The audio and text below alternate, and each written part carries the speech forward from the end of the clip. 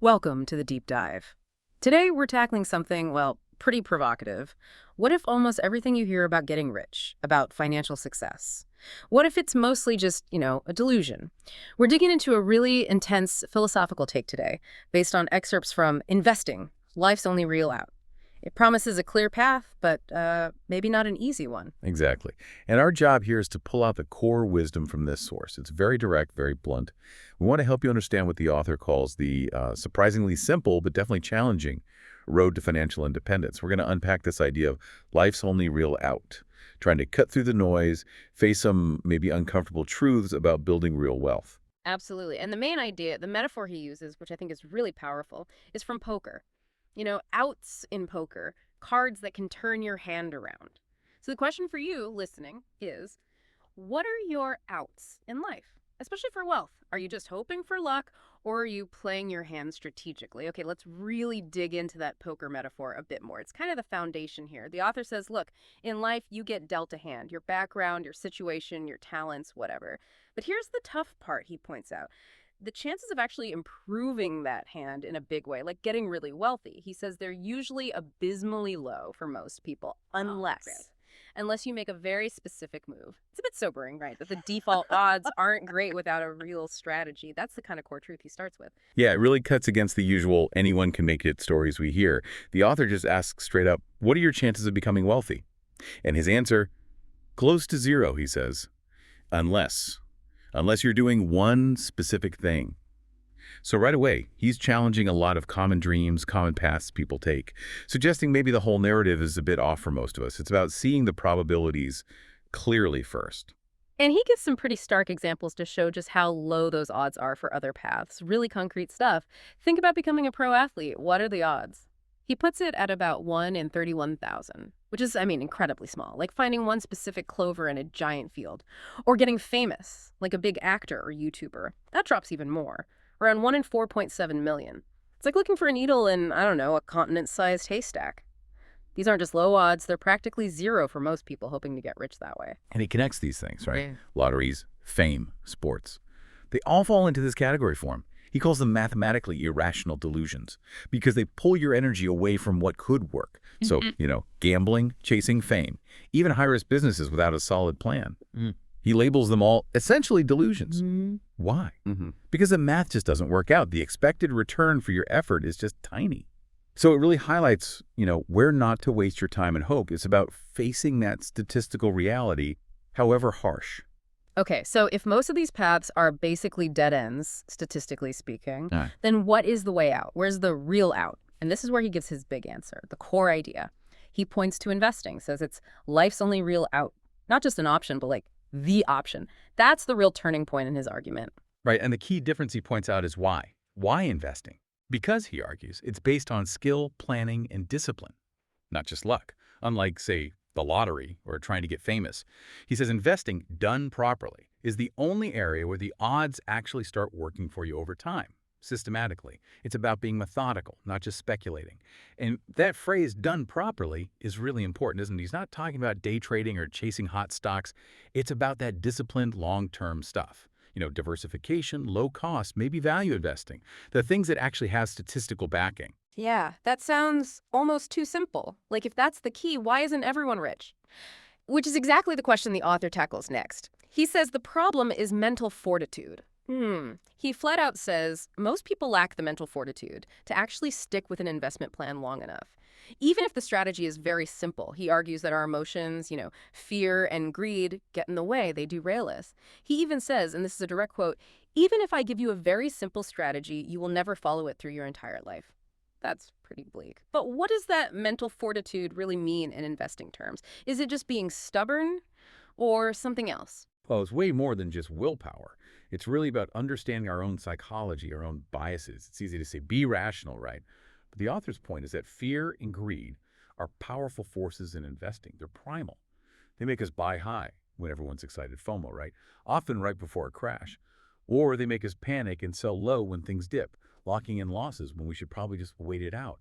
This pattern, this human tendency driven by emotion, just chips away at returns, even if the plan itself is sound. So mental fortitude here means actively managing those emotional reactions, fighting those built-in biases. It's tough work. Wow. Okay. So we basically sabotage ourselves, even with a good plan. So if most of us aren't wired to handle that pressure alone, what's the answer? Well, the source is really strong on getting guidance. It insists, since most of us aren't pro traders, you should not trade alone. The advice is find a real financial advisor or someone who's genuinely deep in the markets. And he gets specific someone who's taken 10,000 plus trades, not just someone repeating generic advice. That 10,000 trades number, what's the significance of that? Why such a specific benchmark? Yeah, that 10,000 plus trades number is telling. It suggests someone who hasn't just read about markets, but has actually lived through them. They've made real decisions with real money, through ups and downs, crashes and booms, all the emotional roller coasters. It implies a kind of deep practical wisdom you only get from experience, from being in the trenches. It's battle-tested knowledge. They've likely seen what works, what fails, and how people react under pressure. So it's about finding guidance rooted in that real-world experience, not just theory from a textbook. Like having a seasoned navigator who knows the tricky currents. Right, so you need that discipline, maybe that experienced guide. But meanwhile, society is constantly throwing, well, the opposite at us, right? That lure of instant gratification. Easy money, fast success. And the author warns this is a really dangerous trap. It seduces people. He definitely details those false promises. And some examples are pretty grim. I mean, beyond the usual fake gurus you see online promising secrets. He gives this really shocking example of pornography casting scams, where women are promised huge sums, like 10K plus per shoot, only to be exploited, and there's no real job. It just shows how predatory these things can be, preying on desperation. His summary is just incredibly blunt. Everything we talk about, your chance of succeeding is extremely low except investing. And everything else you will hear is just a scam. He's drawing a very, very stark line in the sand there. And he gets specific about the financial world too, doesn't he? Like those seminar gurus. The source mentions speakers charging, what, 500 to 1,500 euro for an event, promising people they can make, say, 3K a month and get financial freedom. We've all seen ads like that. Yeah, and his reaction is just scathing. He calls it absurd and delusional. He points out, practically speaking, that 3K can't even cover rent in many cities. Yeah. So the promise itself is flawed. Even if you achieved it, is that really freedom? He argues these gurus aren't giving real strategies for making money. It's just empty motivational fluff. He's basically challenging us to scrutinize those quick fix promises. Do they actually deliver anything tangible or realistic? Usually, he implies, no. Okay, so avoiding scams, avoiding delusions, it all comes back to that long-term focus, doesn't it? Sticking with the plan. And, speaking of focus, the author goes into territory that might feel a bit personal, maybe controversial for some. He talks about distractions, specifically how things like modern romantic relationships, as he sees them, can actually drain the energy needed for long-term goals, like investing. He touches on things like feminism and gender roles, arguing they create unproductive dynamics. It's definitely a provocative take to highlight how focus can be lost. Right, and this is where his argument gets broader than just finance. It's about managing your whole life to support that long-term goal. He uses this personal story, an anecdote about a female friend playing what he calls stupid games involving him and her jealous husband. Now, the key isn't the specifics of the story, but how he frames it. He sees it as an example of toxic dynamics or evolutionary games, things that fundamentally just drain your time and your mental energy. He says quite strongly, if you let them do what they do, they just make your life worse. So, for him, the takeaway is, identify and avoid distractions, whether they're emotional, romantic, social, anything that pulls you away from your core objective. Building wealth, in his view, requires this almost intense focus. And anything consistently draining your resources, time, energy, focus is a threat to that. It's about guarding those non-renewable assets fiercely. Again, it's his observation on dynamics he sees as counterproductive, not necessarily a universal social commentary he's trying to make beyond that point about focus. Yeah, and it loops right back to the main message, doesn't it? Wealth building isn't fast. It's not just about saving. It's about compounding over decades. That long-term vision means not freaking out during market dips, not constantly checking your balance. It's about letting time do the work, which is so different from the instant results everything else seems to promise. It needs that long-term vision, plus serious discipline, time, and strategy. And distractions, whether fake gurus or maybe even draining personal stuff, they just get in the way of letting that compounding magic happen. So putting it all together, what are the key takeaways from this source? 1. Most ways people chase wealth are basically scams or extremely low probability events. Don't buy the hype. 2. Investing is the only statistically reliable method, but, and it's a big but, it has to be done properly, consistently, with discipline. 3. Get real financial guidance. Find someone with actual deep market experience, not just a salesperson or guru, that 10,000 plus trades idea. 4. You need that long-term vision. Think marathon, not sprint. Patience is key. 5. Actively avoid distractions, emotional, romantic, social things that suck up your time and energy. Guard your focus. And finally, 6. Just be super vigilant against false promises everywhere. They usually lead nowhere good. You know, this source is definitely blunt. It's philosophical, sometimes cynical about human nature, maybe even controversial in parts, but you can't deny the core financial advice is, well, it's practical, it's sound, it cuts through a lot of the usual noise. It makes you face some potentially uncomfortable ideas, but maybe offers a clearer path because of it. Thanks for joining us for this really thought-provoking deep dive today. Absolutely. And maybe a final thought to leave you with, something provocative from the author's perspective. He really forces us to look hard at where we're putting our energy, our time, our hopes. So ask yourself, are the things you're pursuing right now truly an out that improves your odds? Or could they be, maybe, a distraction from the one path the author argues actually works? What assumptions about building wealth might you need to rethink after hearing this? Definitely something to chew on. Keep asking those questions, keep diving deep. We'll catch you next time. Welcome. Today I want to do the video that I planned for a long time. I already tried once and I messed up in the middle of the recording because of battery issues. I was too long and the battery died on me and a lot of the recording was lost because I tried to switch up on my phone and by doing that I stopped actually the recording without noticing it. A lot went wrong. But I want to go through my points and I want to talk to you about the odds, the outs, like I would like to call them in poker, the chance of improving. In poker, an out is your chance of improving. What's your chance with your 2 cards and the board, the flop, 3 cards? With these 5 cards, what are your outs? What's your probability to improve? Do you have 5%, 30%, 50% chance of improving on the turn and the river? And it's the same in life. You get dealt some cards. What are your chances of improving? The question I'm asking is, what are your chances of becoming wealthy? It shouldn't be surprising to you, but your chances of making some money while you are alive and improving your financial situation is close to 0. It is very, very low. Whatever you try, the chances are extremely bad on improving, really improving your financial situation because they are so low that you shouldn't even try. Mathematically, you shouldn't even try to do it because the chances are just extremely low, except for one thing, and that is for investing. Investing, if you do it properly, if what you're doing, why you're doing, if you have a strategy and a financial advisor who guides you, because I'm expecting that you are not as good as I am in the market. I expect that you do not have taken 10,000 trades. I expect that when you open your phone, you don't have 5 or 10 different trades open, long, short, on 5 or 10 different markets. I expect that that's not your case. Because of that, you need some help. If not, you will break. There's too much fear and greed and you will just mess up. Even if I give you a very simple strategy, you will never follow it through doing your entire life. You don't have the mental fortitude to follow it to your entire life. But that's the only thing where suddenly your chances of improving your financial situation, instead of being 1 in 31,000, that's the probability for becoming a professional athlete, 1 in 31,000. Instead of being extremely low like that, fame is even worse. If you want to be a movie star or a famous YouTuber, that's even worse. That's 1 in 4.7 million. But if you don't want probabilities where the chances are so low that you should never care about it or think about it, then the only thing that will really improve your financial situation and will give you the thing you want, financial freedom. You don't have to have a 9-to-5 work. You will just have enough capital to pay all the stuff you have to pay. Your car, your mortgage, the school of your kids, and so on. And you do not have to work. And your kids, if they're smart enough and they keep doing the right thing, it's the same for them. They will not have to work over generations.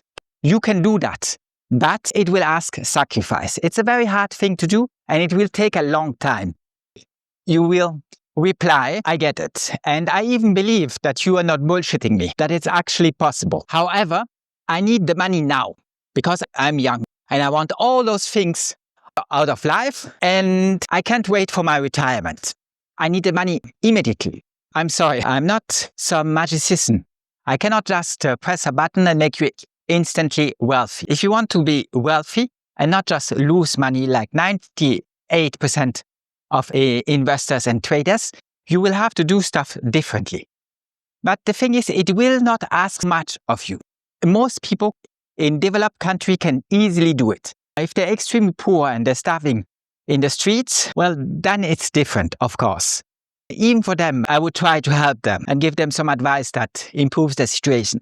But if you cannot afford the internet, if you cannot afford electricity, no housing, well, your basic needs are not covered. If you're starving, how can I be to some help to you other than just when I meet you, give you a couple of bucks? And that won't be a good solution because you stay in poverty with that forever. That all people want a solution instantly. They want a solution right now. They want what they can achieve in a couple of decades, like 4 or 5 decades. Sometimes it's faster than that. It can be faster, but you cannot bet on it. You cannot be sure that that will happen. They want instant wealth. They want to go into a casino and walk out with a couple of millions. That's what they want. And that's how they get a lot of people. I'm not into pornography or heavy relationships with women because you have a lot of feminism and it's very hard to have any normal, decent relationship because they don't want kids and so on. And when you have them at your side, they just make your life hard. I want to say I woke up with one of my friends, Marianne, but I actually didn't wake up. I just told her that I'm not going to talk to her for 1 month. And I don't like playing those games. But when she does stupid things and does that only to be cruel or make my life hard, then you have to put a line somewhere. And you have to tell them that there are certain things they cannot do. Even with my friends, it's very hard. Any relationship to her now is extremely hard. Because in the past, relationships were based on interest. A woman had to survive. And in order to survive, her chances were better when she had a male next to her, a husband. But nowadays, she doesn't care about that. And if she doesn't care, well, then what's the point to start with to have a relationship if she doesn't care? Let's go back. People mess up. They mess up because they want instant riches, instant wealth, and they want it immediately. They always take the path where they can get something straight and they cannot think about their future, about having a better future for them and their family members and their children. They don't think about that. They just want instant wealth. And then they make very stupid things in the market or in a casino or wherever, whatever life allows them. Whenever they think that they can turn little money, 100, 1,000, 10,000 bucks, straight overnight into 10, 50 millions. But your chances of doing that are very low, always. Every time somebody proposes that for you, it is a scam by definition, because it never works like that. For example, I told you I'm not into pornography. I'm not even very interested in relationships with women because of the mentality of a woman, as I told you. Since there's very heavy feminism and they don't care about having a family or children or anything normal, then what's the point? For example, my friend, she plays stupid games with me. Her husband is very jealous. He gets always mad when she spends too much time with me. And I told her a couple of times, I do not want to fight with your husband. What did she told him? She told him that she is going for a walk with me next to the sea. The thing is, her husband will be mad. And then I see her husband and he tells me, how was the walk with my wife? And I tell him, I'm sorry, I didn't even see your wife. She makes up bullshit. We didn't go for a walk. It was never planned. What do you do in that kind of situation? If you let them do what they do, they just make your life worse. And I understand that from an evolutionary trait, normally that's what happens with some animals in the animal kingdom. The males fight and the winner gets the woman. And maybe that's what she wants. She doesn't do it, but maybe that's what she wants. She thinks it's funny if I fight with her husband and then one of us loses and the other one gets the reward. But that's her way of thinking. That's her way of acting. That's her way of making up bullshit. But it just makes my life hard. I have enough stuff to do And I really don't have time to waste with that. And we don't have the same age, and we anyways will never be together. There's no point in playing stupid games. What do? I can tell her that, but she would never change. She would never change. She would just say yes, and she keeps on doing exactly what she does. It's like if you tell a kid that he shouldn't scream or break stuff, unless you explain it to him so that he understands. And I'm against every form of violence, but you have to put a line somewhere. With her, I was mad already in the past, and over 1 year we didn't talk. And I told her again, because of that and something else, I have enough. And I'm not going to read her messages for one entire month. But it's just to tell you that I'm not too much into pornography. But here's the interesting thing. How do people make women do porn? People for casting, how do they get women to do porn with them? So that then they can put the video online. Here's what they do. They tell them, I'm an agent. I'm going to make a video. I'm going to send it to produce, and you're going to make 5K, 8K, 10K per shooting. You get 2, 3, 4, 5 shooting a month. The girl thinks, that's great. That's awesome. I'm going to make a lot of money. A shooting will take like maybe half an hour or 45 minutes or maximum 1 hour. And I make 10K. And I can do that a couple of times a month. She thinks I will be between maybe 10K and 50K every month. And that's quite nice as an income, since right now I don't have a job. It's quite nice. And then they perform, and the guy puts the video online, and there never is a job. Because pornography, even if when it works for, I don't know any porn star, but the only name I know was something like Belladonna. I think she was called like that porn star. But that's how they get there. How do they get the girl doing it? They promise stuff that will never happen. But it sounds nice, because for her making 10, 20, 30, 50K every month, well, that's a nice income. And she thinks it's easy. She thinks she just has to perform, and then she'll get all the money. But it never happens, because there's never any job. That's how they get there. They make false promises. Everything we talk about, your chance of succeeding are extremely low, except investing. And everything else you will hear is just a scam. But when you invest, you have to talk to somebody who is a real trader, somebody who knows what he's talking about, somebody who is heavily involved in the markets, not somebody who just gets generic advice, banalities. You need somebody who really knows how to make money in the markets. And most people don't qualify. They were just never interested, and they never learned it. I've listened about somebody who had a huge success, and a lot of people went to his seminars, and they paid a lot of money, like 500 or 1.5K, to listen to him. And he gives some advice. And I've listened a little to the advice because I was curious. And I thought, let's see what he advises. And all the stuff, you never make any money with it. But he still has huge success with, and people from all over Europe come and see him and listen to him, because they're sure that he will just tell them something. They listen, and they think the next 5 minutes he tells me exactly what I have to do, and then I will have my financial freedom and I will never have to work again. All he promised was 3K a month. That to me is quite funny, because where I live, in the country you see around me, with 3K, you barely can pay your rent with that.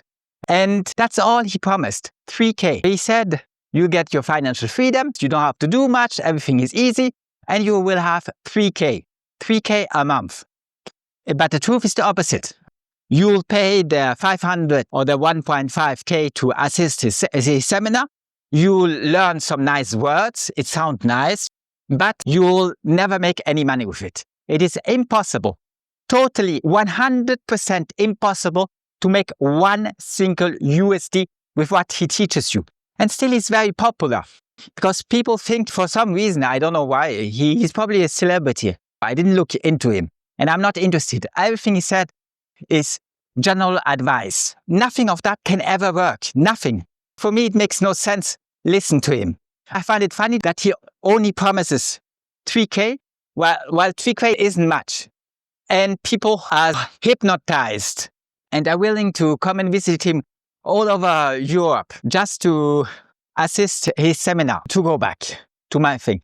When you look for a financial advisor, you need somebody who gives you real advice, something that works. And you should consult that financial advisor on a regular basis. like once every 6 months, once every year, and whatever is possible for you. And you should check what you have done and what you will be doing in the future. And you have to keep the direction. It's like if you're on a boat and you want to go to a place far off. You always have to try to get it in the right direction. And it will take time. And sometimes there's no wind or there's a storm and everything takes longer than actually you expected. But you have to keep going. And to have a financial advisor who checks with you, who shows you the TA, who makes the analysis, who checks what strategy you're following and if you're still following it, and if not, why not, and what can be done again so that you start again. All that is important, but it takes time. Without any help, you'll just be part of the 98% of traders who lose money. And don't believe they're all dumb or stupid. We are talking about institutional traders. And I can show you the best. I even talked on my channel about Willy Woo. He's one of those 98% traders who lost more money than he made in the markets. And nothing will change that. Whatever he says on whatever talk show he does, doesn't matter how famous he is, how many followers he has on YouTube, he will never be profitable. Never. Never. He messed up too badly and he will never again be profitable. Doesn't matter what he does. Doesn't matter what he comes up with. To make it simple, if you want to change your future and you want to do something where your outcome will be good, it will turn in your favor. The probability is high, over 50%. If you can stick to it, I'm sure you make it. I'm a financial advisor and my clients are all happy. They all made money in the markets. And I have different kind of people. There are young people who are still studying and there are people who already retired. I don't have many. I'll tell you the truth. I really don't have many clients, but they're all happy. If they can do it, and for them it's hard because of their age and their limited knowledge, then I'm sure you can do it. The only thing you have to do is contact me. There's an email in the description. You write to that email, you tell me that you're interested in talking to me, and then I'll see, we'll meet and we see what can be done. Of course, it won't be all free. You won't make 10,000, 100,000, 1 million in the markets, and I don't get one single USD. That's not going to happen. We'll find a solution and we'll work on it if you're interested. Let's talk about the different options you have. The first thing are just numbers, and then I'll talk a little more in deep about the different alternatives. But you can stop the video here. If you don't believe me, you will get numbers and I'll go into it more in depth. But you can stop the video here. Everything else, your chances are extremely low. In the best case scenario, it's one chance out of 31,000. If not, you just lose money. But if your chance of making money is 1 in 35,000, you shouldn't even try. I'm talking about stuff where you have more than 50% chance of making. Why not more? You could have 80. But the thing is, you will want to take always more risk. And you won't follow through with the strategy. You just give up after a couple of years. Then you get a divorce, your kid gets sick, and you stop. Then it doesn't work. That's why it's only 50%. If not, it would be higher. But if you don't want very bad odds, very bad outs, then you have to be investing. The good thing is, you only have to talk with me once a year, or even less, if once a year is too much for you. But it's good to have some following, some follow-up. It's not much work for you. It's just, you have to sacrifice something to get something in the future. And for that, you need some mental fortitude. You need some mental strength. Let's talk about the odds. For the lottery, which is very popular, it is 1 in 28 millions. And for celebrity fame, being a YouTuber or an actor or a guy in a band, Michael Jackson or whatever you think of, there your chances is 1 in 4.7 million celebrity fame. YouTube, everybody wants to be a YouTuber, but just one guy out of 4.7 million will ever make it. And then they're not really wealthy. They just escaped wage slavery. They don't have a job anymore from 9 to 5. They still have to work a lot because if not, their income dries up. They actually changed one form of wage slavery for another one. But investing is not the same. It's not a wage slavery because you don't have to do much. Talking with me a half an hour or 45 minutes once a year could be enough. Maybe you need much more. But that could be already enough. It's not the same thing. I talked about the odds of being a professional athlete for sports. And I told you that being a professional athlete is 1 chance in 31,000. Entrepreneurship. A lot of people want to do entrepreneurship. And here the chance is 1 in 2,000. You tell me that's awesome. 1 in 2,000. Yes, it sounds awesome on the paper. But in reality, it is not that easy. Because 1 chance in 2,000, that's only the case if you can play the game. And in order to play that game, you should have at least 100 million. The issue with that is a lot. You put 100 million on the table, and if for some reason whatever you thought was smart doesn't work, or somebody else delivers it to the market faster than you do, then you lose the 100 million. You have to be better than them and faster than them, and make sure you make it while everybody else fails.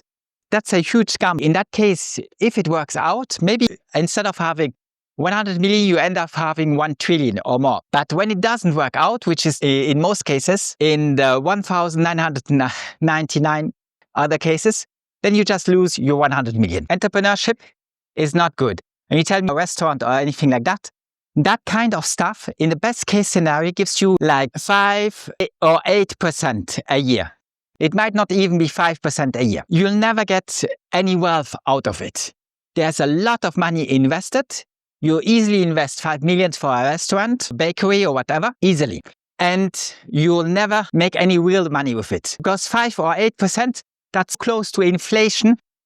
And you get taxed into oblivion. It's just a waste of time. I don't say you shouldn't do it. If you have huge conviction on what you do and you can put 100 million on the table, and if you lose it, you say, I tried, it didn't work, but it was still interesting and I learned a lot. I agree to pay the price. And it doesn't matter to me because I'm much more wealthy than 100 million. Then yes, go for it. But if not, I wouldn't even try to dream about it. It's a waste of time. All the guys who work all day long, even if they're entrepreneurs, they never get any wealthy, not real wealth. In the best case scenario, they survive, but most of them go bankrupt. I would forget it, unless you have real conviction. And in all the things we talked about, what really matters is your passion for what you do. You must like doing what you do. How come I survive in the market? Because I'm interested in it. I like watching the markets. I like asking myself, do I have to take a position? Do I have to exit a position? Where do I put my stop loss? And so on. To me, it is interesting from an intellectual standpoint. I enjoy doing it. That's why I do it. The passion is so huge that even if I go through years where I only use money, I wouldn't stop. But most people, they don't want that. And they don't have any passion for anything. The market doesn't interest them. Poker doesn't really interest them. Sports, they're not really interested in. The only thing they care about is finding a milking cow. Finding something that gives them the 3K, like the bad financial advisor, who tells you that he gives you financial freedom. It's all bullshit, what he says. You never make any money with it. But they want a milking cow. They want something that they don't have to be in the job market. They don't have to be working from 9 to 5. If you're an interpreter and you want to succeed, you actually have to work much more than that. I work much more than from 9 to 5 every day, but I only do stuff that interests me. That's why it doesn't really feel like work. There's something that I really don't like. For example, editing this video. I don't mind actually talking about it, but I do not like the editing process. And even if AI helps a little, makes it a little faster, there's still a lot of manual input you have to give to edit.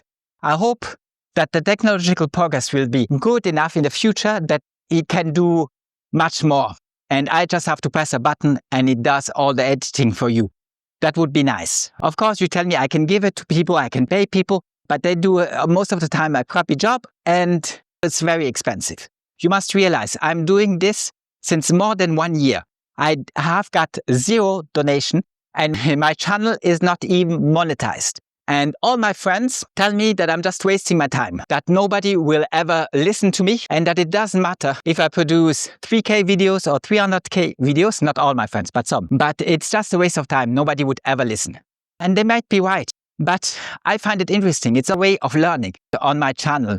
My videos, I do a lot of research, I create a lot of articles, I learn new stuff. And all that allows me to be intellectually active and do stuff that I enjoy. There's a good chance that until my death, I never make $1 with it. But does that mean that it has no value? I can show you a lot of awesome books written by very important people, and they never made any money with it. And still today, you can only find maybe 50 or 500 people on earth who have read their book. And the books are very good and very important from a historical point of view. And still you can only find 50 or maybe 500 people on earth who have read their books from a philosophical point of view. Does that mean that they lost their time? They did something awesome, something humanity will never forget. But it didn't make them any money. Not everything is a milking cow. There's a lot of things you will do during your life that won't make you any money. And people, they have no passion. And they have no morality, and they have no principles, and they don't care about anything. Since that's the case, they will not put any time and effort in doing anything that doesn't give them an instant feedback. Even if I never manage to monetize my channel, would I give up? No, because I learn a lot, and it's really interesting. Yeah, for trading, you have to be passionate. But if you do anything else than investing, in investing, you must be enough smart to follow a strategy and have a good financial advisor. I know none of them. All the guys I knew, I have seen involved in the market, they all lose money. None of them knows how to make $1. None of them. I know no exception. Even the guys I follow online, they are all the same. They are all part of the huge crowd of the 98% of traders who lose money. You have to be passionate. Only if you're passionate enough to not give up and keep working on your skills is there a very small chance of success. If you want to be a poker player or a professional athlete, then in the best case scenario, you have one chance out of 31,000, which is very low. And then you still haven't reached your financial independence, financial freedom. You just have a different kind of job, but you still have a salary. There's still somebody who sends you money and so on. You're not financial free. You haven't achieved financial freedom. The only thing that gives you a little better the only thing where your odds are a little better is investing. But the issue with is several. There's boredoms. You just do the same thing over and over and people get bored of it. There's the fear of missing out. So when somebody tells you have to do this, you'll get wealthy instantly. Then you waste some money on that scam and you keep on. And then you have raised some money and then you want to make it back and you take even more risk, and there will be emotional investing. You will start acting on your emotions instead of following a strategy. And you won't think about the long term, about predictable compounding returns. I actually don't think I can manage to say everything I want in this single intervention.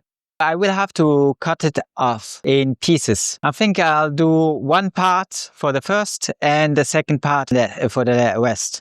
Because I just talked about some numbers and it took already like 48 minutes. And because of that, I won't manage to go through all my bullet points. But it doesn't matter. I said some important stuff in this one. I can talk a little more and then stop, and I'll do the rest tomorrow, this weekend, or whenever I find the time. The lottery odds, I talked about that. It is 1 in 28 millions. Winning is really impossible. Yet millions still play. That's people. They always do the opposite they're supposed to do. It would be much wiser to invest that money, even if it's very little, than to play the lottery. Seduced by the fantasy of instant wealth. That's what everybody wants, instant wealth. And winners go bankrupt. Sudden riches often lead to reckless spending and collapse. Proving money without discipline destroys. That's actually an important subject. It's the end of summer and people are still outside and they still put a lot of loud music. And every time somebody puts some loud music somewhere, I cannot keep talking because YouTube will censor me if it picks up the music. It's very annoying. But the good thing is the temperature gets colder, and with that there will be less people outside and less music interfering. I said sudden riches often lead to reckless spending and collapse. Proving money without discipline destroys. Money without discipline destroys. People, they just want to upgrade their life. But because every time they upgrade their life, they get a thrill out of it. They think I'm important. Look at my house, look at my car, look at the nice wife that I have, and so on. They just want to upgrade their life. And those constant upgrades in their lifestyle cost them a lot of money. That's why winners of lottery tickets, they go bankrupt very soon. They lose all the money and then they are back at the 9-to-5 job, the job they hated and they never wanted to do again, like construction work. They're just back where they started, a very short period of time afterwards. That's exactly the same thing that happens to people who inherit wealth, billionaires. The father leaves them 100 millions, 2 billions, and they lose it over and over really fast. A lot of people don't even manage to give that wealth to the second generation. The first generation already loses it.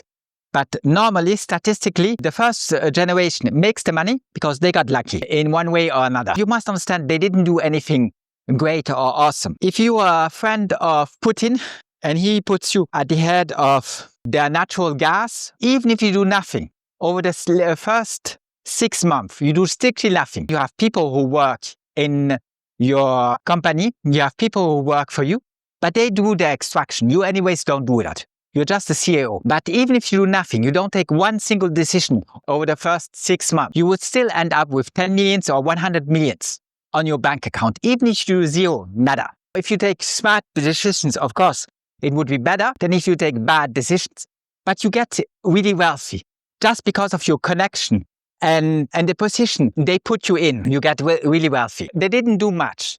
But then it never lasts forever, and you give your wealth, that what's left at the end of your life, you give it to your child, and the second generation starts spending it, and the third generation ends up broke. That's because there's a reckless spending, and people don't really know what money is for. I've went through a lot in my life.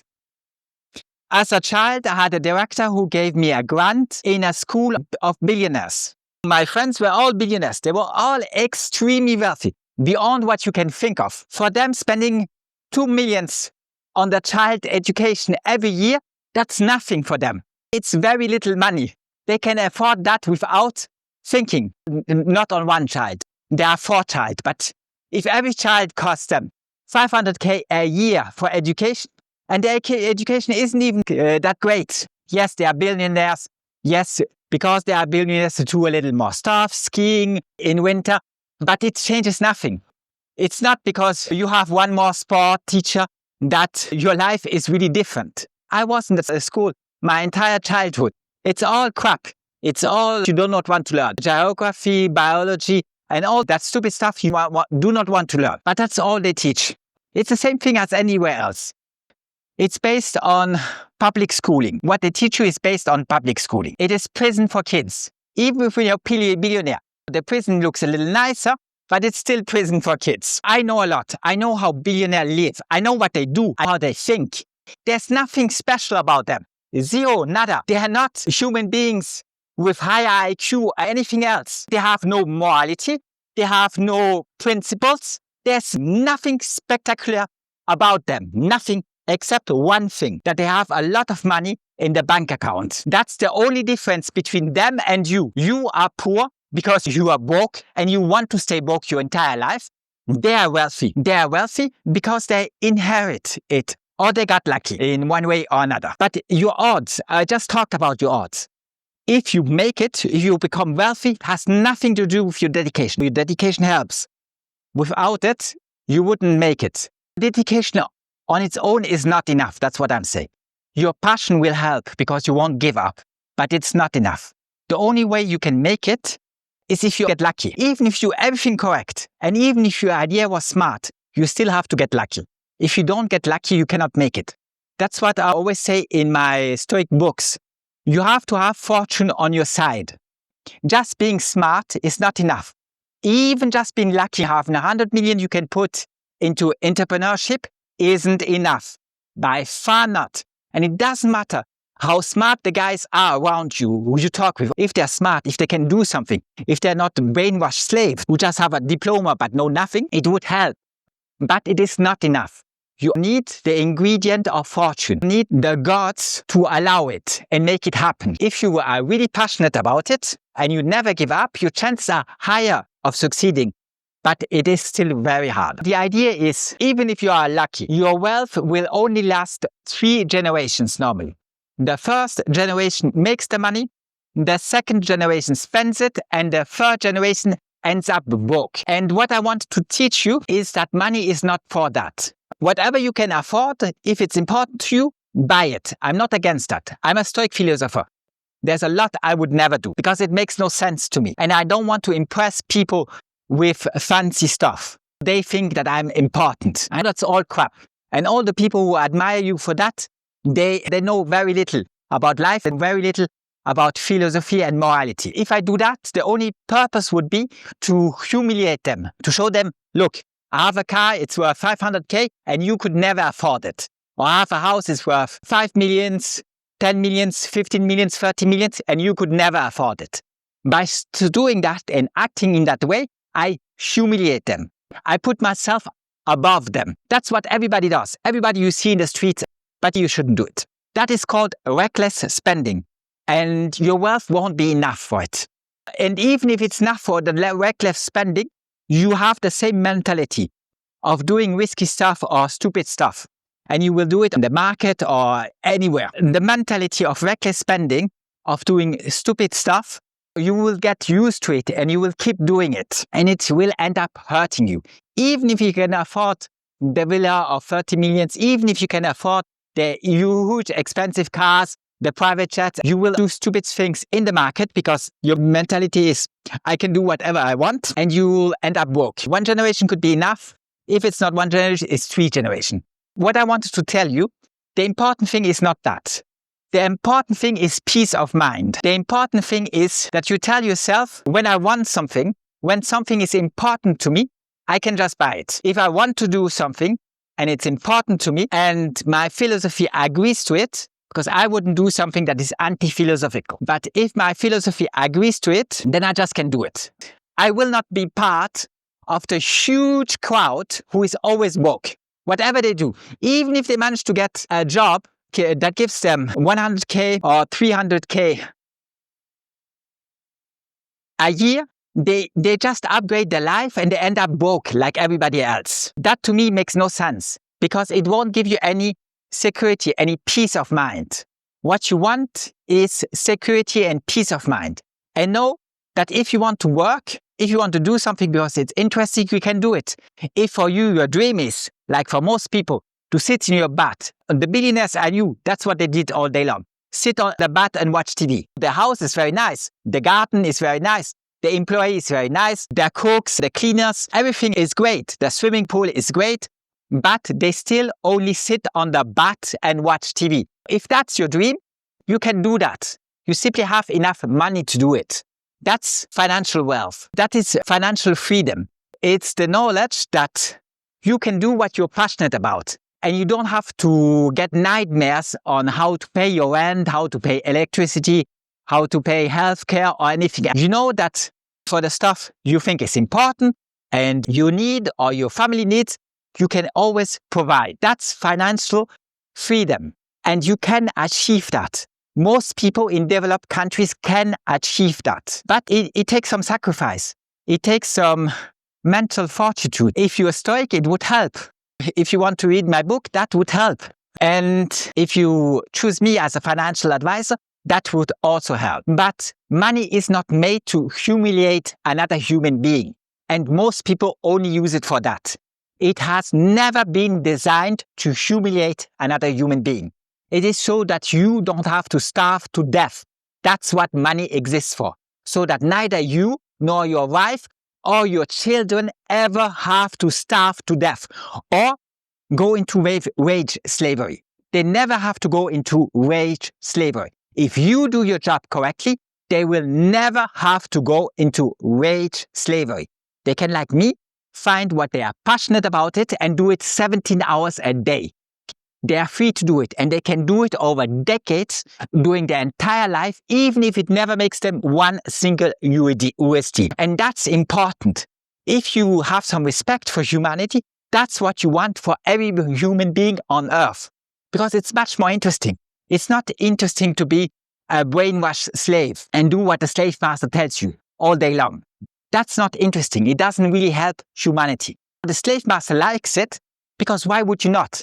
Imagine you are at the head of a slave plantation and you have 50 million people under you or 300 million people under you. Would you not like if they are totally brainwashed slaves? I'm sure you would. I'm sure you would be happy.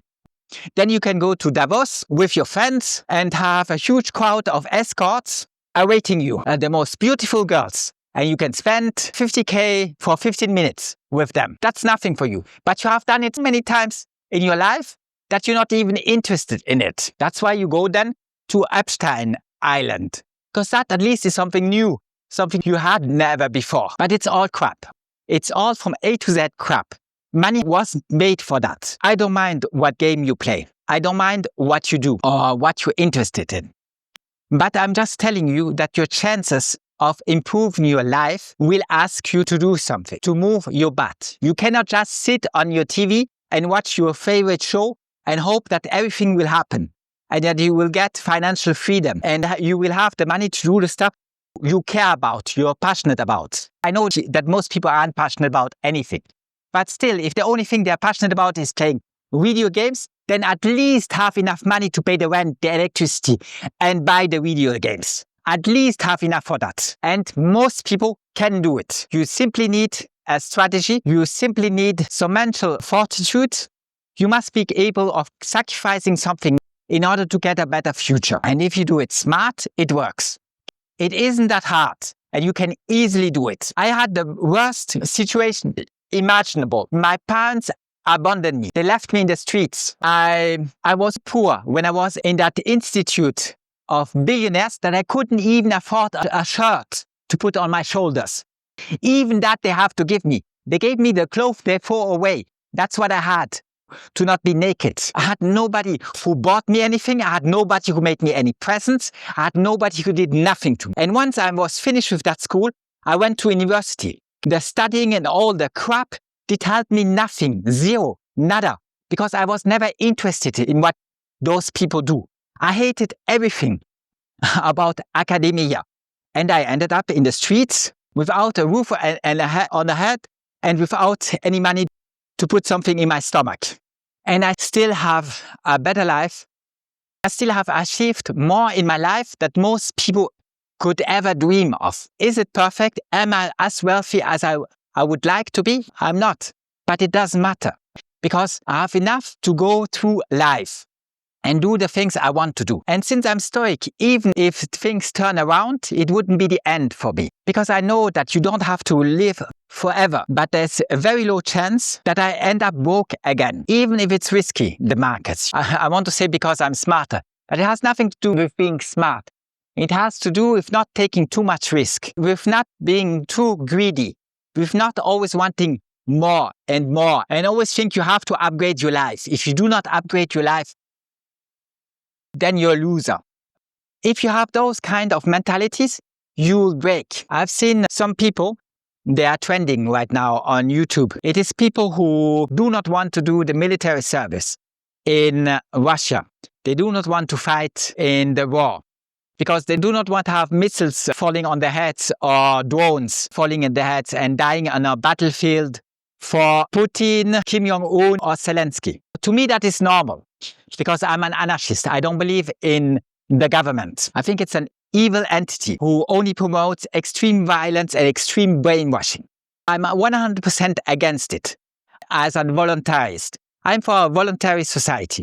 And I show it while I talk to you. You can contact me, we can meet, and we can talk about it. Maybe you become one of my clients, maybe you don't. It doesn't change my life. I don't mind. I have already a couple of clients. If I get some more interesting people, why not? If not, it doesn't matter. It won't change my life. But the idea is they brainwash them. And some of the kids flee Russia. They go to a neighboring country. Most of the time an ex-Soviet country, a bordering country. They go to a neighboring country, an ex-Soviet country, just so they don't have to do their military service. But they then get a call of the mother. And the mother tells them how disappointed they are because her son won't die for the motherland. And they just let her mother talk. And the mother is really upset keeps telling him, you are a coward, you live now in a shithole, and you would be off much better dead than alive.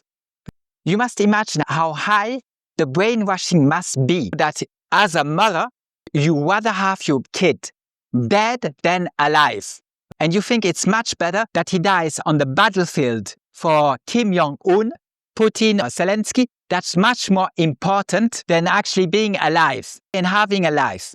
His life is probably not the greatest, but it's still better than dying on the battlefield. The horrors of war are undescribable. They send new recruits on the battlefield and they find a school and everybody sleeps in the school, and in the evening after the meal, somebody picks up his phone and calls his mother, and then they realize that he's a soldier. The secret services give the coordinates to Zelensky, most of the time probably American secret services, and Zelensky sends a missile and 800 new recruits die.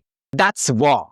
And if you think that's great, there's something really wrong with you. It has to stop one day. You cannot keep committing all those atrocities just because some people in power, for them it's very good. You cannot do that. The Russians don't hate the Ukrainians, and the Ukrainians have no issue with the Russians.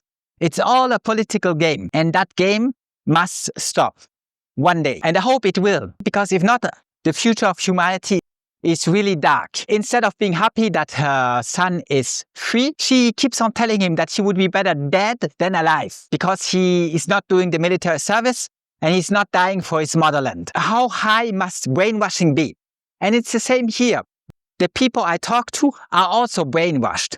Now, a little differently, but they are also brainwashed. That's why it's hard. My friend, she's acting not in a logical manner. When she wants me to fight with her husband for no reason, there's something wrong. She's not acting in a logical manner. Because she's my friend. I would never put her in a situation where she has to risk for her physical integrity or her financial integrity. I would never put her in that situation. But she thinks differently. She's a woman, she has her ideas, her desires, her ambitions about life, and she thinks very differently. There are a lot of examples like this. Or my other friend, who sometimes is very generous and very kind to me. But then the next time I meet her, she tells me that I'm a nobody. And I never should talk to anybody or make any video on YouTube, publish any of my philosophical books. I should never waste time of it because I'm a nobody and nobody would ever read me or care about what I do. Why do you say so mean stuff to somebody who you know since maybe a decade and you appreciate him? Why then suddenly do you snap like this and say that kind of mean stuff?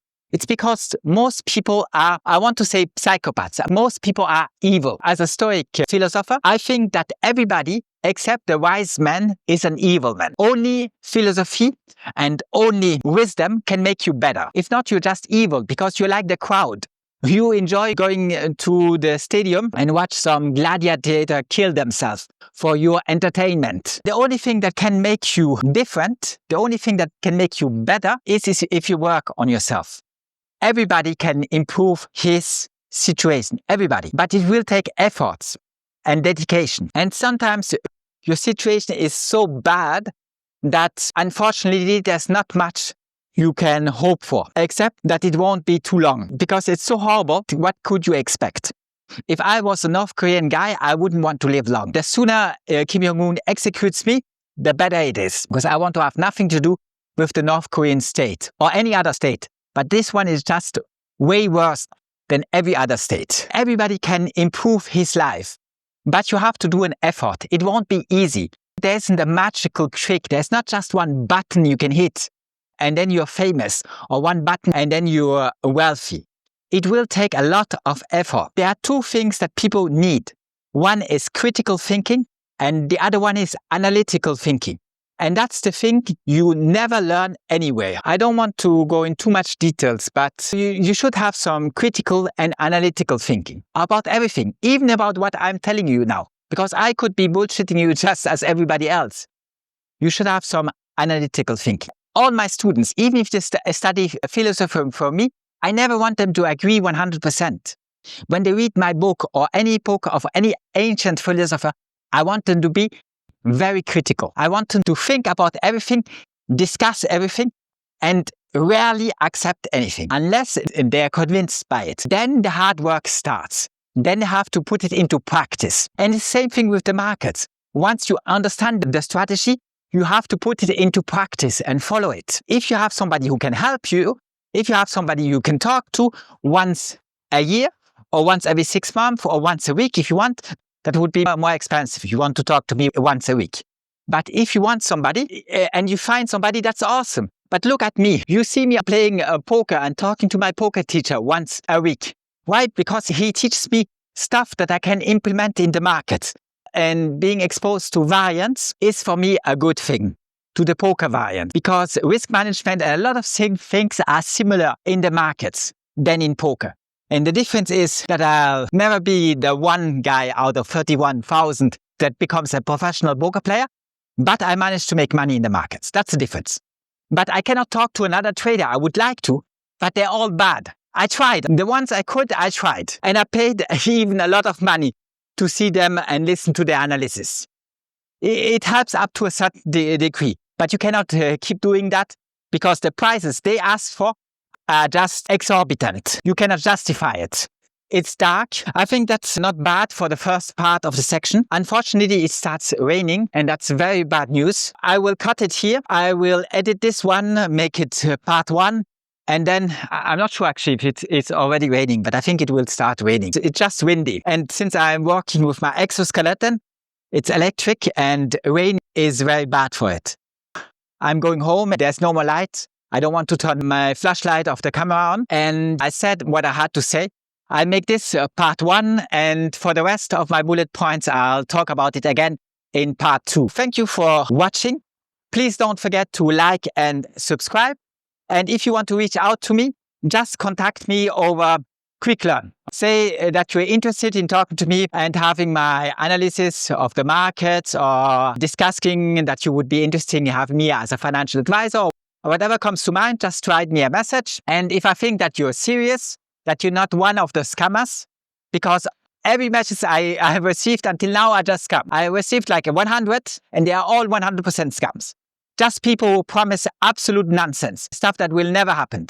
If I can think that you are not 100% a scammer, we'll talk about it and there's a chance we meet and maybe you become one of my clients. I try to help you achieve financial freedom for you and the generations that come after you. But if you're not interested, well, I still wish you the best. Thanks for watching. Don't forget to leave me a like and subscribe, and see you soon. Bye-bye.